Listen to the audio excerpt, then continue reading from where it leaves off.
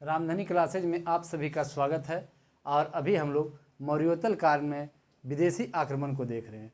और इसमें पिछले क्लास में हम लोगों ने हिंद यूनानी आक्रमण को देखे थे और उसके बाद देखेंगे कि हिंद यूनानी आक्रमण के बाद भारत पर जो आक्रमण किए हैं वह कौन किए हैं? शक किए हैं। तो आज हम लोग शक के बारे में डिटेल क्लास करने वाले हैं। तो इसमें सबसे पहले देखेंगे कि शक जो है यह हिंद यूनानी के बाद भारत पर आक्रमण करने वाला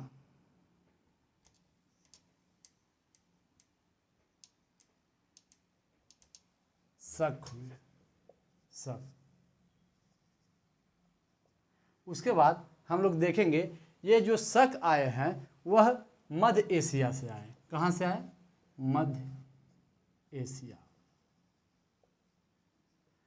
एशिया से आए हैं। और यह पूर्वी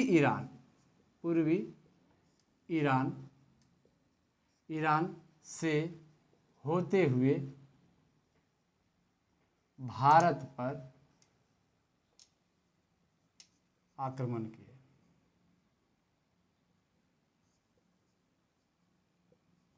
उसके बाद देखेंगे जब भारत पर आक्रमण किए तो इनकी कुल 4 शाखाएं थी। कौन कौन थी? तो अफगानिस्तान,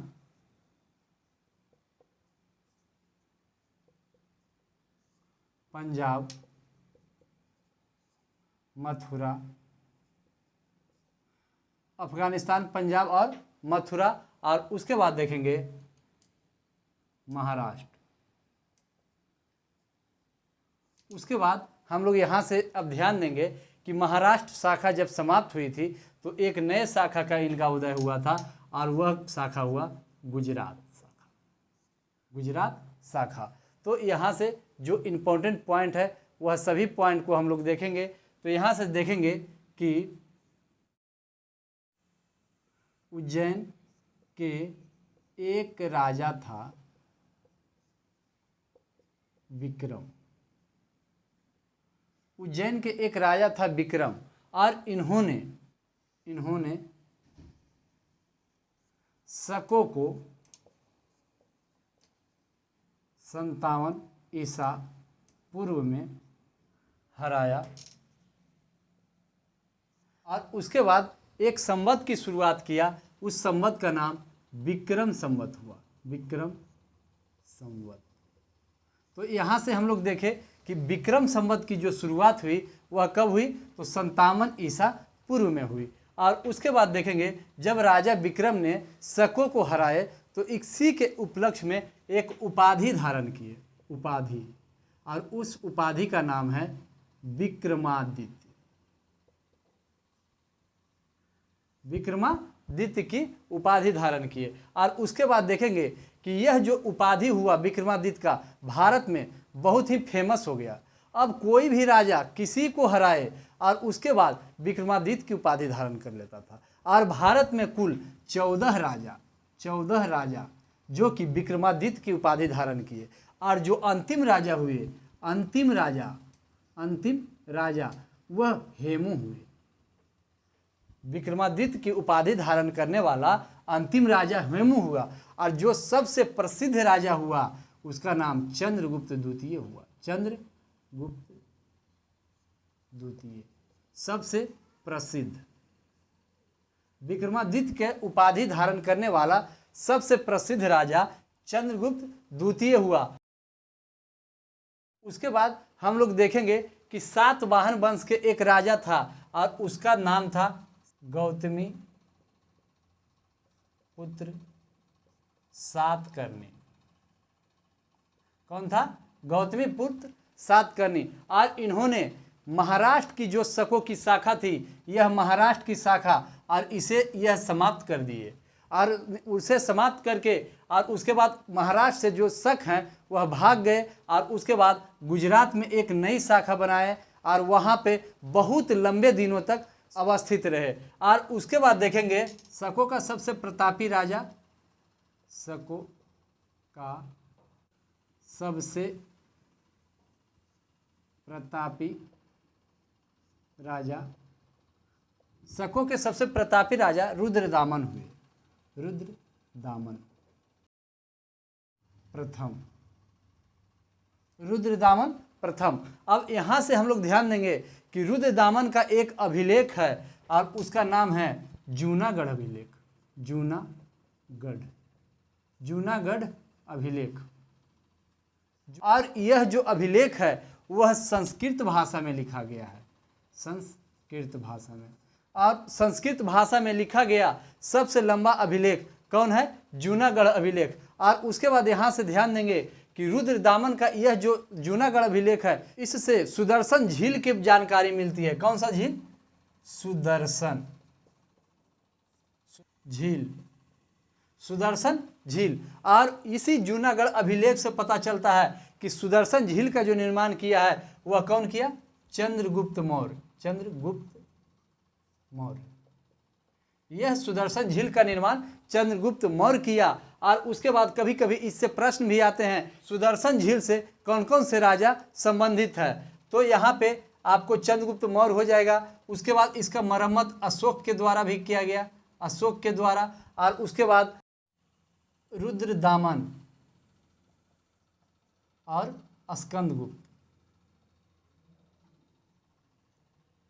और उसके बाद यहाँ से ध्यान देंगे कि यह जो जूनागढ़ अभिलेख है, इससे पहले जितना भी अभिलेख था वह प्राकृत भाषा, ब्राह्मी भाषा, यह सब भाषाओं में मिलती थी। लेकिन संस्कृत भाषा में मिलने वाला पहला अभिलेख यही जूनागढ़ अभिलेख जो कि रुद्रदामन का है।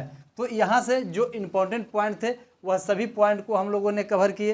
तो यहाँ से देखें कि मौर्योत्तर काल में हिंद यूनान के बाद भारत पर आक्रमण करने वाला दूसरा विदेशी आक्रमणकारी वह कौन हुए? तो शक हुए। तो यहाँ से अब हम लोग देखें, यह जो निवासी थे वह मध्य एशिया के निवासी थे। और उसके बाद देखें कि यह पूर्वी ईरान के रास्ते भारत पर आक्रमण किए। और जैसे ही भारत पर आक्रमण किए तो भारत में उन्होंने 4 शाखाएं बनाई। कौन कौन शाखा? तो अफगानिस्तान में एक शाखा बनाई, पंजाब, मथुरा और महाराष्ट्र। और उसके बाद एक नई शाखा जो 5वीं शाखा थी, जब सातवाहनों ने महाराष्ट्र शाखा को समाप्त किया तो एक नई शाखा की शुरुआत किया और वह गुजरात शाखा हुई। और उसके बाद हम लोग देखें कि यह गुजरात शाखा बहुत अधिक दिनों तक रहा। और उसके बाद देखें कि उज्जैन का एक राजा था जिनका नाम था विक्रम। और इन्होंने भी शकों को परास्त किए और परास्त करने के उपलक्ष्य में एक संवत की शुरुआत किए और उस संवत का नाम विक्रम संवत हुआ। और उसके बाद इन्हें परास्त करने के उपलक्ष्य में एक उपाधि भी धारण किए और उस उपाधि का नाम विक्रमादित्य हुआ। और उसके बाद हम लोग देखें कि यहाँ से विक्रमादित्य का जो उपाधि है वह फेमस हो गया। और भारत में कुल 14 राजाओं ने विक्रमादित्य की उपाधि धारण किए। और उसके बाद देखें कि विक्रमादित्य का जो उपाधि धारण करने वाला अंतिम राजा हुआ वह कौन हुआ?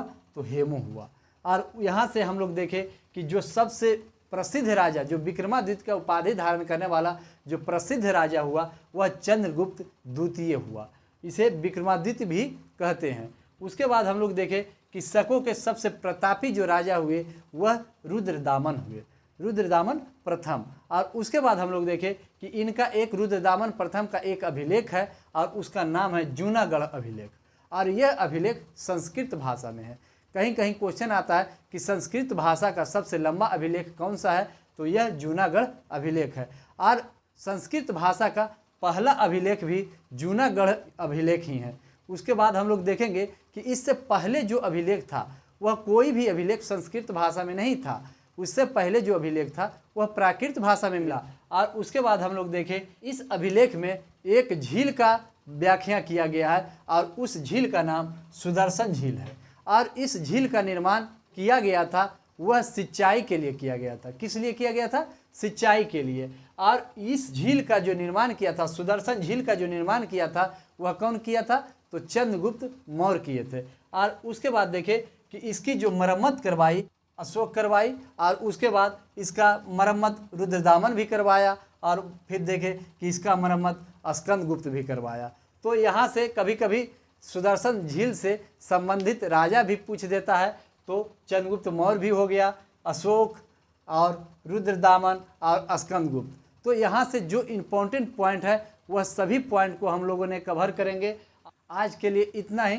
अब अगले क्लास में हम लोग पहलव को देखेंगे, कुषाण को देखेंगे। तो यदि वीडियो अच्छा लगता है तो लाइक कीजिए, सब्सक्राइब कीजिए और अपने दोस्तों के पास शेयर जरूर कीजिए।